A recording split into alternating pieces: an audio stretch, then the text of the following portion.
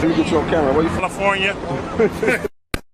No, for real. You know, I'm serious though. Watts, baby. I know where you from though. Where you from? Eastside PJ Watts. I'm from Grace 2 Rock, nigga. Right. They call you, homie? Big Slice. Big Slice? Yes, yes. All right, nigga. They call me Puto, cuz. Right.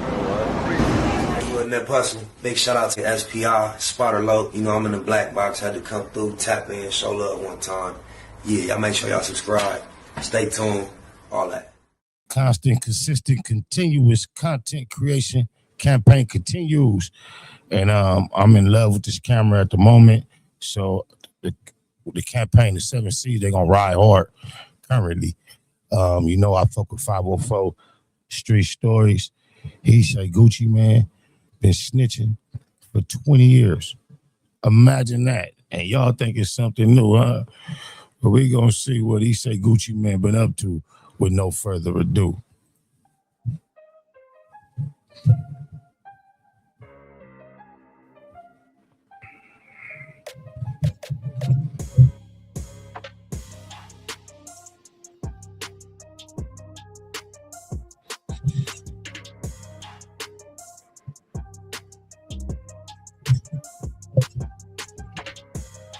I need to make a public service announcement just to make things clear. This video is not to clown Gucci for cooperating with law enforcement. This video demonstrates that whether in the streets or not, Gucci has always cooperated with law enforcement. In one case, dragging someone in the court regarding jewelry that had been taken from him. If anyone expected Gucci to crash out, you just as big of a crash dummy than Shiesty is. Now let's run it.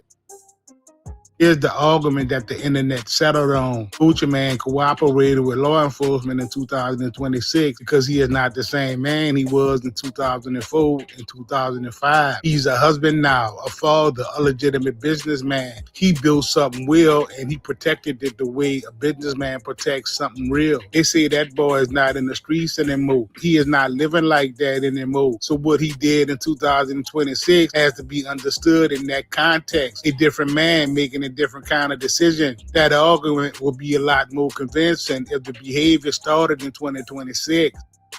I ain't gonna lie, that's basically the position I was trying to take on his behalf. It's like, damn, black people is trying to make it impossible for one another to be successful. Yeah, we know what he was about as a young man at least 20 years ago. He's been through it. I would think in his elder years, if he was choosing to have changed his life and operate in a more civilized fashion, I think it would be understandable and acceptable. But it look like we finna find out this ain't nothing new for Goo. It didn't start in 2026 though. It started in 2005. And Gucci was as deep in the street as he would ever be. When the beef was live and active and a man was dead and everything was on the line. So that situation that we were just talking about with the charges and so forth, do you feel like it was a setup because cats came like after you, like they was coming to get you? Yeah, I think it was a setup. Okay. Do you have any indications on who it might be? Have you heard anything on the streets? Just whatever you feel in your own heart? Well, you know what I'm saying? Like I say, ain't too many people got the motive to do some shit like that. I just like a detective, learn, you know what I'm saying, look at the motive, who has motive to do it. And this fuck nigga, the only nigga has motive. Jeez. Yeah. Okay. Straight up. So it's real serious then when we talking about like actually trying to like set somebody up to take someone's lives. It's on a whole nother level. It's past just the wax. That is when Roderick Davis walked into a law enforcement building and started talking. And then he did it again in 2013. All the ice cream cone tag was still fresh on his face. He was still dropping projects. I can't let the moment pass without getting off because I just be coming through clearer than they used to either. Too, man. What the hell? Oh my God, no way, Say it ain't so. Jackson claiming the streets, while the persona that a generation of rappers would stake their credibility on was still being built in real time. And then he did it again in 2026, 3 times. And the first 2 happened when nobody can argue he had gone soft or wasn't in the streets. Nobody can argue he had left that world. Nobody can argue the Gucci Mane business era had started yet. In 2005 and in 2013, that boy was fully active, fully in it, and fully cooperating with them people people whenever something went down. This is what this video is about. Not assassinating his character by calling him a rat, not the businessman, not the evolved version of Gucci, the street version, the one the streets decided to believe. It's basically kind of confirming like what we was establishing the other day, that Pooh Shiesty should have never trusted Gucci to keep anything G, have such high expectation that he would keep it in the street. And this history is just proof. Even that version has a paper trail too, homie. To keep it 100, a lot of dudes in the comments of these YouTube videos, not only mine, running around saying snitch this and rat that, and never been to jail, let alone serve time at a USP.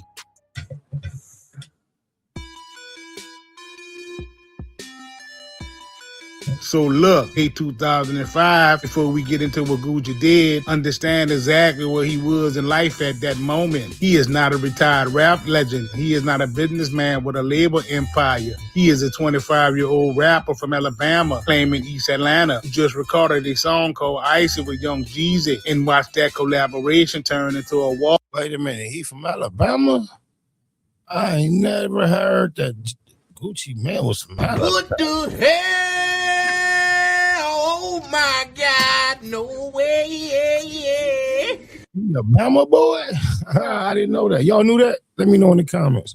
A little bit about the situation between yourself and Gucci, man. He was a fuckboy, man. You know what I'm saying? I really don't like to be compared to that nigga, man, because, like, I'm like a VHS, homie. You can rewind me back. Everybody in the city know me, dog. Like, this nigga, you know, basically I did another nigga a favor, dog, you know, and the nigga is a fucking net at a barbecue, dog. The nigga, he trying to get some shine, man. He can't get no shine on me. I'm a boss, dog. He's an artist, you know what I'm saying? Like, you know, as far as the streets concerned, you know, I really don't like to speak on this shit, man. I mean, real talk, in a nutshell, my nigga, ain't no beef, because that nigga know I'm out every day. If you want to see me anytime, nigga, he come see me. And while y'all let him tell that bitch ass nigga quit calling my phone, copy deuces, man, it's all good. You know what I'm saying? We straight, homie. And as far as the other shit is concerned, you know, I just really don't like this nigga throwing my name and all this shit to sell records. That's a whole move. Any nigga from any hood know if you get in any type of trouble and a nigga throw your name in that shit, he's a snitch ass nigga.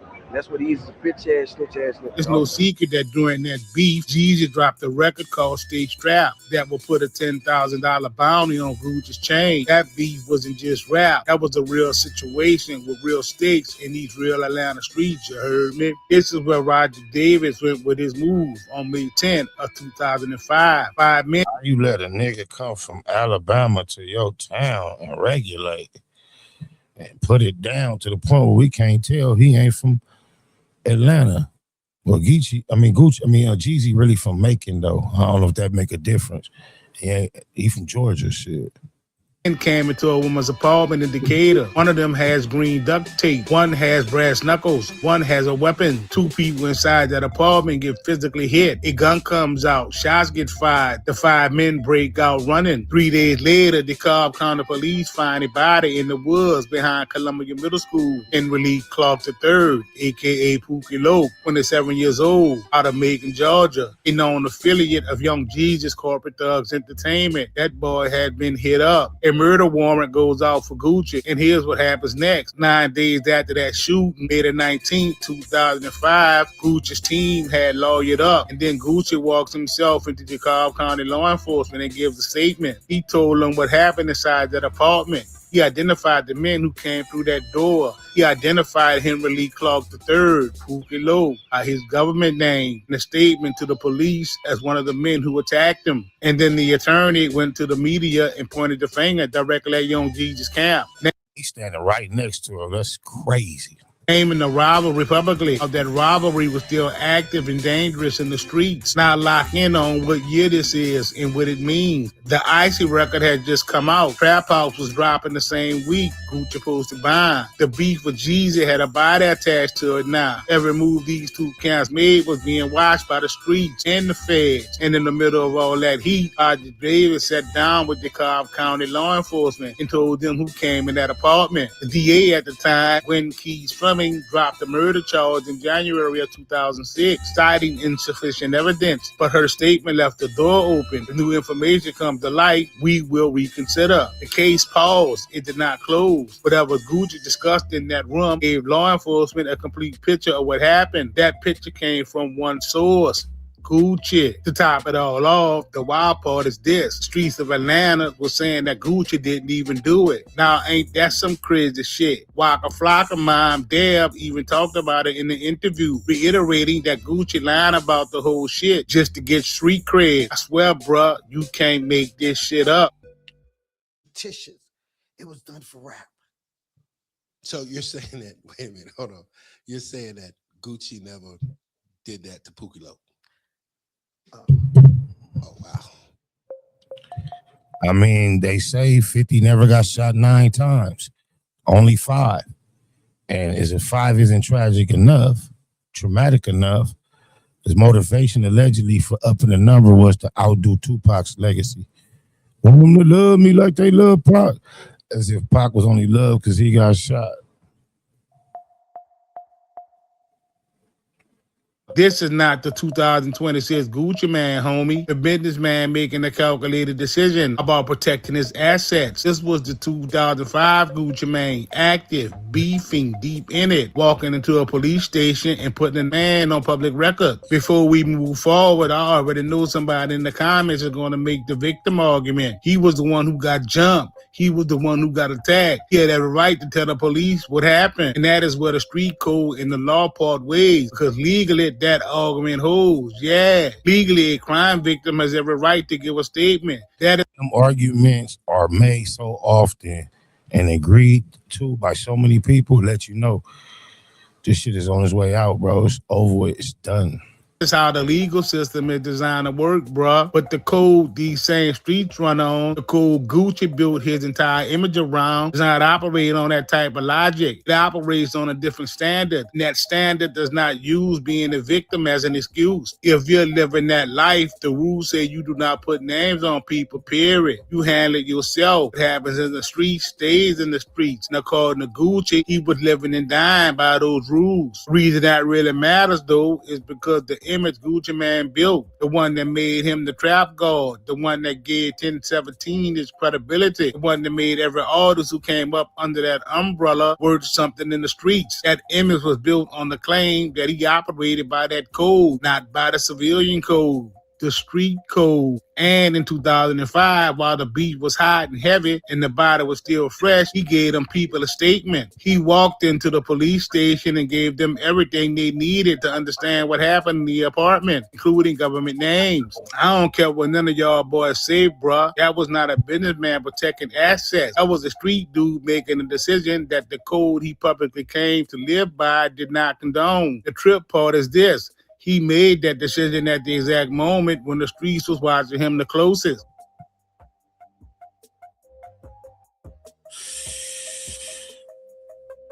So peep game. 8 years later, November the 15th of 2013, Gucci is not a so-called changed man yet. He was still heavy in the street, ice cream tat in his face. He had released multiple projects already that year. He was still moving reckless, still claiming that he was a gangster, still building a brand that the streets gave him credibility to build. And on November 15th of 2013, I.J. David and his co-plaintiff, Michael Armour, walked into the United States District Court, the Northern District of Georgia, and filed a federal lawsuit. Case number 113 CV 03807 TCB, 19 pages, 8 causes of action. Anyone can pull a statement from the Pookie Loc murder and the federal complaint against Deb Antony. It's all public record, homie. The defendants were his own people. Deb Antony, Waka Flocka's mom, his former manager, someone who was inside his operation and his life for years. Waka Flocka himself, Kia Stone, Otis Williams, a.k.a. OJ the Juice Man, and Xavier Dodson, a.k.a. Zaytoven. Gucci put every single one of them in a federal court document. The people who built Brick Squad with him, the people who were in his studio, in his circle, getting bread with him, he took them to federal court. The complaint charges them with fraud, violations of federal and Georgia RICO statute, conspiracy, breach of fiduciary duty, unjust enrichment, breach of oral contract, and breach of written contract. That boy asked the federal court to freeze their assets. He asked the courts to dissolve the companies they ran. He invoked the Racketeer Influential Co-op Organizations Act against the people who were supposed to be his people. The wild part is he got specific about his jury. Paragraph 19 of that federal complaint